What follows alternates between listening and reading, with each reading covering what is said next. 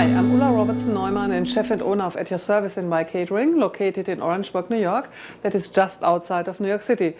Today I'm going to show you how to make a coconut angel food cake, and here's what we need for this recipe.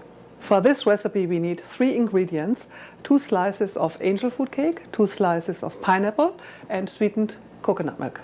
So the first thing I'm going to do is soaking the angel food cake in the coconut milk, and I do the same with the pineapple slices.